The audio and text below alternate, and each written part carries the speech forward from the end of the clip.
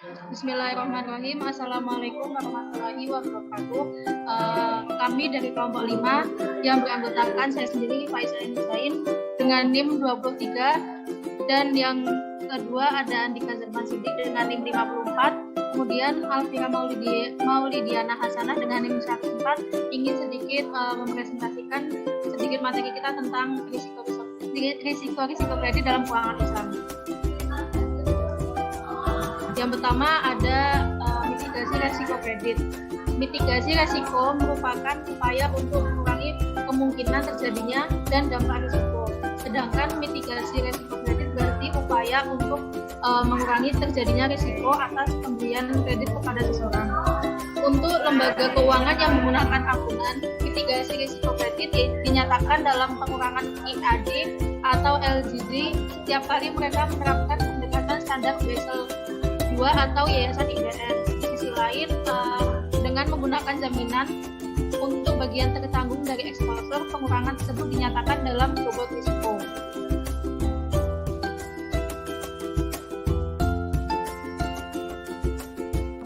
Ketika jaminan diterapkan, lembaga keuangan harus mempertimbangkan aturan khusus mengenai yang pertama, kelayakan yang melihat apakah kondisi operasionalnya terpenuhi, dan dengan demikian lembaga mungkin tidak diizinkan untuk menggunakan potongan agunan. Kondisi tersebut ditentukan oleh regulator Bank Sentral, IBSB, Basel II, dan lain-lain. Kemudian yang kedua, jumlah agunan dan jaminan yang mencakup semua eksposur dari semua kontrak yang melekat pada pihak lawan. Yang ketiga, ada alokasi pertanggungan.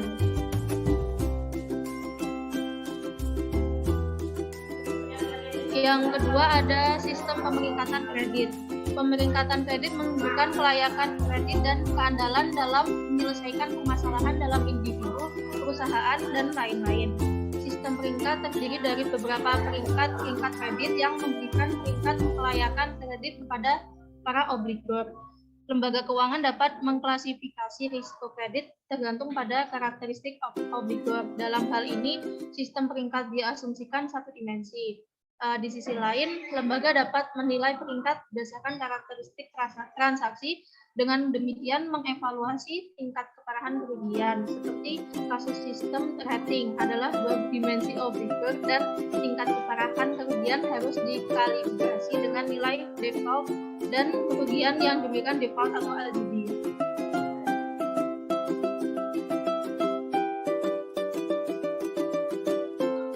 Ada dua jenis teknik yang berbeda untuk menilai peringkat kredit sistem, yaitu yang pertama point in time and through the cycle rating. Didasarkan kepada point in time dan through the cycle rating, pendorong utama penilaian adalah informasi pada saat penilaian poin. Yang kedua ada qualitative and quantitative rating. Sistem penilaian kualitatif menunjukkan hasil empiris model penilaian. Sistem peringkat kuantitatif dirumuskan berdasarkan model penilaian matematis yang mampu menggunakan dan menggabungkan informasi kuantitatif yang tersedia. Peringkat risiko kredit seperti itu, model klasifikasi menggunakan teknik berdasarkan dua jenis struktur, yang pertama parametrik dan yang kedua non-parametrik.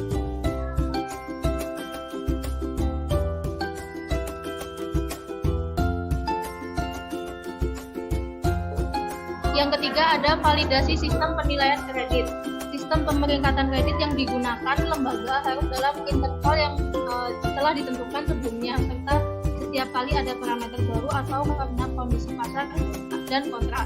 Untuk kriteria kualitatif yang valid ini terlebih dahulu harus diperiksa dan kemudian kuantitatif harus digunakan dalam proses penilaian sistem.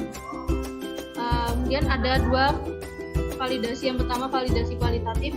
Validasi sistem pemeringkatan kredit yang didasarkan pada kualitas harus mempertimbangkan yang pertama desain dan implementasi model untuk sistem rating. Yang kedua, kualitas data yang digunakan sebagai input pada sistem rating. Yang ketiga, penggunaan sistem pemeringkatan secara internal dalam proses persetujuan lembaga kredit atau pengujian penggunaan sistem pemeringkatan.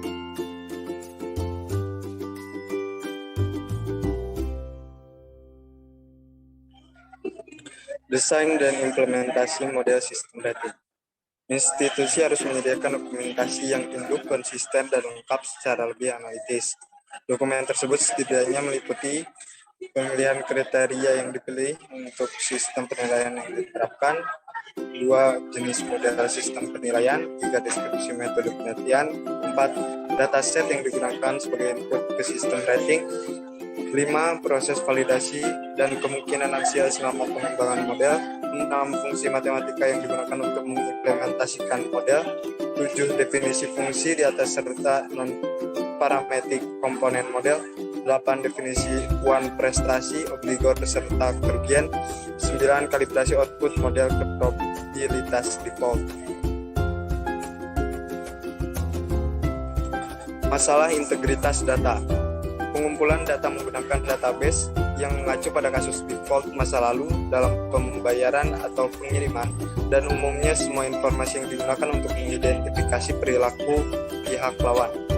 Lembaga keuangan yang menyediakan keuangan konvensional dan atau syariah produk harus mengikuti beberapa persyaratan dasar untuk definisi data, koleksi, dan penggunaan. 1. Riwayat pemerikatan obligor dan penjamin. 2. Waktu di mana data telah digunakan untuk menetapkan peringkat. 3. Data kunci dan metodologi manajemen dan terkait yang digunakan untuk menetapkan peringkat. 4. Data yang mengidentifikasi obligor dan exposure yang menghasilkan dari status bawaan. 5. Tanggal dan keadaan bawaan prestasi tersebut. 6. Data tentang PD yang terkait dengan nilai peringkat. Dalam hal lembaga keuangan menggunakan perkiraan mereka sendiri atas LGD, mereka harus dapat mengumpulkan dan menyimpan riwayat lengkap data informasi tentang peringkat tersebut, perkiraan LGD yang terkait dengan setiap skala penilaian, tanggal estimasi dilakukan, metodologi yang digunakan untuk mendapatkan peringkat fasilitas, dan merealisasikan LGD yang terkait dengan masing-masing exposure default. Selanjutnya, menguji penggunaan sistem peringkat. Lembaga keuangan harus dapat menguji dan memberikan proses persetujuan untuk penggunaan internal sistem peringkat mereka. Perkembangan yang konsisten dari sistem pemeringkatan harus diikuti dengan proses persetujuan kredit yang termasuk pada penetapan batas strategis, penetapan harga keuntungan atau pembayaran, dan definisi pengiriman untuk berbagai produk Islam dan kontrak kemitraan. Validasi kuantitatif. Dalam validasi kuantitatif, yang harus diperiksa adalah kemampuan sistem peringkat untuk membedakan berdasarkan analisis kuantitatif antara obligor pelarut dan tertekan untuk mengkategorikan mereka sesuai dengan kelas dan senioritas yang sesuai. Berdasarkan analisis kuantitatif, validasi kredit rating system sehubungan dengan keakuratan perkiraan mereka harus mempertimbangkan 1. Fungsionalitas atau parametrik dan non-parametrik dan yang didukung metodologi.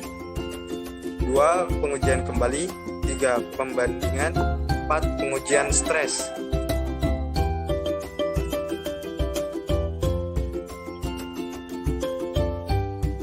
Selanjutnya, tes fungsionalitas.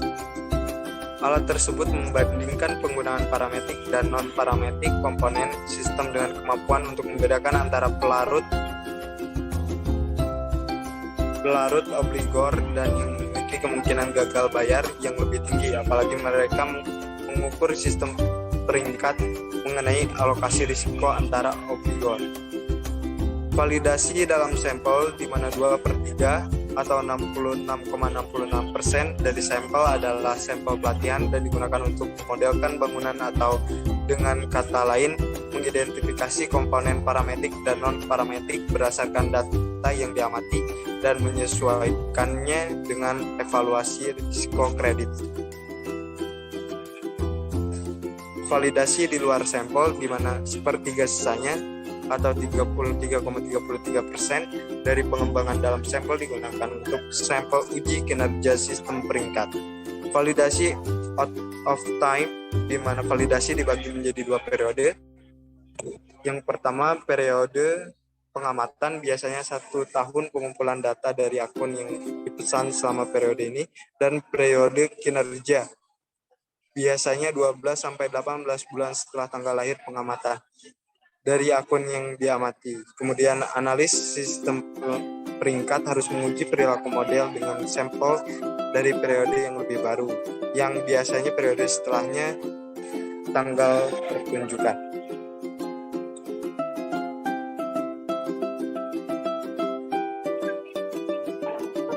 Pengujian kembali dengan menggunakan backtesting model sistem rating dibandingkan dengan realisasi data historis dari lembaga kredit. Lembaga keuangan harus melakukan uji statistik menggunakan backtesting dan mendefinisikan sebagai kebijakan penyimpangan yang diperoleh antara data yang direalisasikan dan data yang diperkirakan. Dalam kasus di mana parameter yang diestimasi berbeda secara signifikan dari parameter institusi sejarah, penyebab masalah harus dideteksi dan penyesuaian harus dilakukan pada model. Penting untuk garis bawahi bahwa perbandingan seperti itu dalam proses pengujian bersama dengan model apapun modifikasi harus didokumentasikan dengan jelas. Akhirnya bahwa dengan menggunakan pendekatan pengujian kembali, parameter yang dihasilkan dari risiko kredit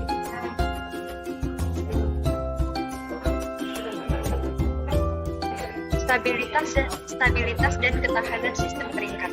Baik stabilitas dan ketahanan sistem peringkat yang digunakan oleh lembaga keuangan harus diuji sesuai dengan formula terbaru dari Omnibus.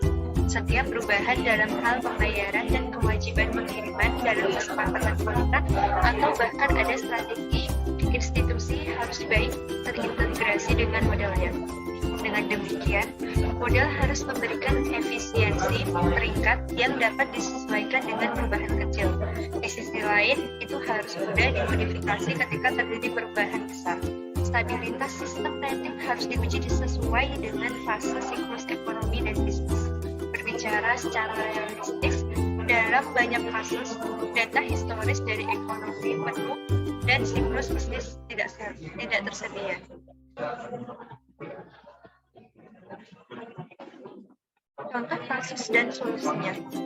Kelompok kami mengambil kasus pada data PT BPR Prima Mulia Anugrah Cabang Padang ketika mengalami kredit bermasalah yang disebabkan oleh faktor interbank dan pengaruh faktor eksternal nasabah, di mana pihak bank kurang teliti dalam melakukan analisis terhadap kelayakan suatu kredit yang akan diberikan kepada debitur, di mana pihak debitur tidak layak untuk menerima kredit. Namun karena salah penilaian dari pihak bank terhadap nasabah tersebut, sehingga kredit diberikan kepada debitur. Dan dari pihak ekstern atau nasabah, yaitu adanya penurunan ekonomi nasabah, yang mana kredit yang diterima nasabah digunakan untuk pengembangan usaha dan usaha tersebut mengalami kegagalan. Contohnya, persaingan bisnis yang ketat menyebabkan berkurangnya pendapatan pada usaha nasabah, sehingga nasabah tidak mampu membayar kreditnya. Berdasarkan data yang ada, non-performing loan atau NPL PT BPR PMA Cabang Padang mengalami penurunan dan kenaikan terhadap kredit bermasalahnya.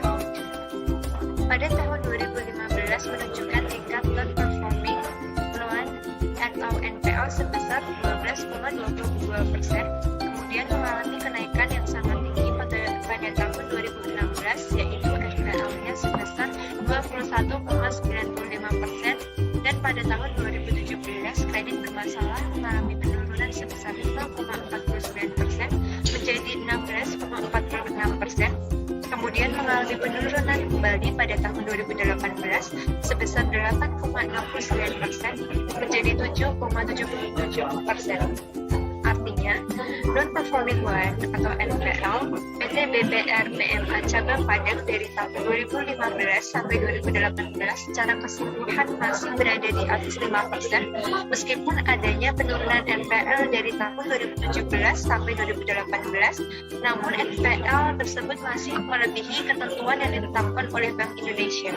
Kredit bermasalah yang terdiri dari kredit kurang lancar, kredit diragukan, dan kredit macet cenderung mengalami penurunan sejak tahun 2016 hingga 2018.